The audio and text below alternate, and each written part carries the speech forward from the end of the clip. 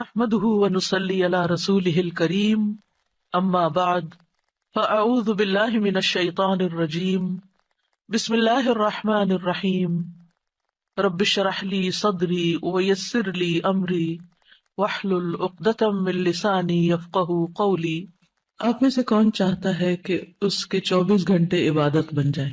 ہم سب چاہتے ہیں۔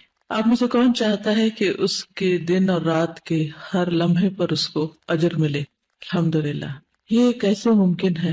یہ اسی وقت ممکن ہے جب ہمارے یہ سارے اوقات اللہ سبحانہ وتعالیٰ کی اطاعت میں گزرے، اس کی فرما برداری میں، اور اس کی اطاعت میں اسی وقت گزر سکتے ہیں جب ہم جانتے ہوں کہ ہم سے اس وقت وہ چاہتا کیا ہے، وہ دن کے آغاز پر کیا چاہتا ہے، وہ دن میں ہم سے کیا کام چاہتا ہے، وہ دن کے اختتام پر ہم سے کیا چاہتا ہے، وہ رات کے وقت ہم سے کیا چاہتا ہے، اور پھر سونے کے بعد جاگنے کے وقت ہم سے وہ کیا چاہتا ہے۔ جب ہمیں یہ سب باتیں پتہ چل جائیں اور ہم ان کے مطابق اپنی زندگی کو ڈھال لیں تو ہی ہماری زندگی عبادت بن سکتی ہے، تو ہی صرف دن کے کاموں پر ہی نہیں، رات کے سونے پر بھی ہمیں اجر مل سکتا ہے، ہمارا رات کا سونا بھی عبادت بن سکتا ہے۔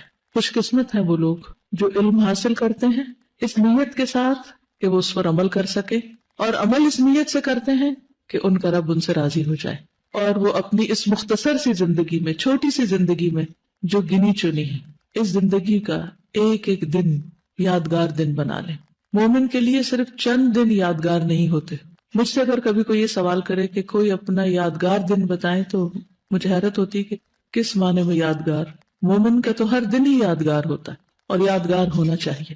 ہر دن ایک اسپیشل دن ہونا چاہیے، کیونکہ کسی بھی دن کی اہمیت کچھ کم نہیں، ہر دن بہت اہم ہے۔ لہٰذا اس وقت اپنی نیتوں کو خالص کرتے ہوئے سراسر صرف اللہ کی رضا کے لیے عمل کی نیت کے ساتھ اس کتاب کو پڑھیں۔ اس میں سے بہت سی معلومات ایسی ہیں جو آپ کو آلریڈی ہیں، آپ جانتے ہیں، لیکن کمی کہاں ہے؟ عمل میں۔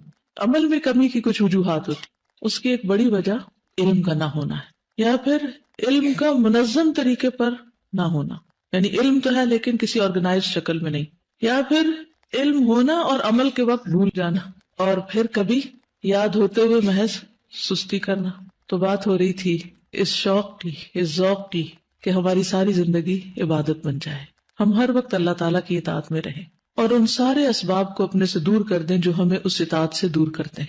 ہمیں اس کا فائدہ کیا ہوگا اگر ہماری ساری زندگی عبادت ہوگی، ہماری ساری زندگی اگر اللہ تعالیٰ کی اطاعت کے مطابق ہوگی تو اس کا فائدہ کیا ہوگا؟ آخرت میں نجات ہوگی اور ہمارا اعمال نامہ وزنی ہو جائے گا، دنیا کی زندگی میں پرسکون ہوگی، کیونکہ جب ہم اللہ کی نافرمانی کرتے ہیں تو کبھی بھی سکون نہیں پا سکتے، اور اللہ کی اطاعت میں اطمینان ہی اطمینان ہے، سکون ہی سکون ہے، خوشی ہی خوشی۔ امام ابن تیمیہ کہتے ہیں کہ جو شخص دنیا کی جنت میں داخل نہیں ہوا وہ آخرت کی جنت میں داخل نہیں ہو سکتا، اور دنیا کی جنت میں وہی داخل ہوتا ہے جو اللہ کی اطاعت کرتا ہے اور اللہ کی نافرمانی سے بچتا ہے۔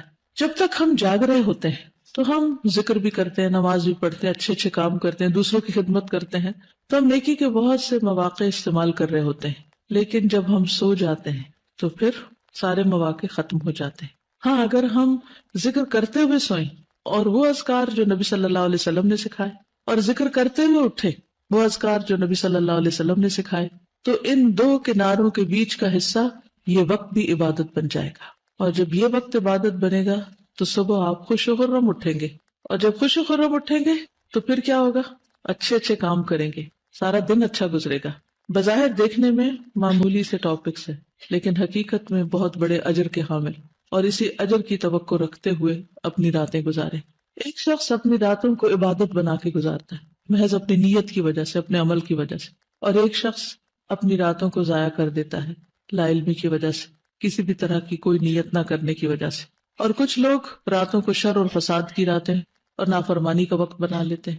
وہ کون ہوتے ہیں کہ جو اللہ کی نافرمانی میں راتیں گزارتے ہیں؟ تو ہم کس میں آتے ہیں؟ اپنے آپ سے پوچھیں۔ اگر تو رات کو بیٹھ کر آپ غلط قسم کی چیٹس کر رہے ہیں، انٹرنیٹ پہ غلط چیزیں دیکھ رہے ہیں، فون پر فری پیکجز کی وجہ سے لغو گفتگو کر رہے ہیں یا سن رہے ہیں، تو پھر راتیں کس میں شامل ہو گئی؟ اللہ کی نافرمانی میں۔ اور اگر ہم بس دن کے تھکے ہوئے سو جاتے ہیں بغیر اللہ کا ذکر کیے اور اٹھ جاتے ہیں بغیر اللہ کو یاد کیے، تو نہ ثواب ہے نہ عذاب ہے۔ اور ایک تیسری آپشن ہے، اور وہ بہترین آپشن، کہ اللہ کی اطاعت میں سوئیں، اللہ کی یاد میں سوئیں، اور اللہ کی اطاعت میں اٹھے، اللہ کی یاد میں اٹھے۔ تو یہ تیسری طرح کی رات عبادت کی رات بن گئی. اب یہ آپ کی چوائس ہے کہ آپ کیا کرتے ہیں. ہر ایک کے اعمال نامے میں فرق اور اس کے وزن میں فرق کہاں سے آئے گا؟ اس کے عمل سے. محض وشفل تھنکنگ سے بھی نہیں کہ ہم خوش ہوتے رہیں، سنتے رہیں، جانتے رہیں اور عمل میں کچھ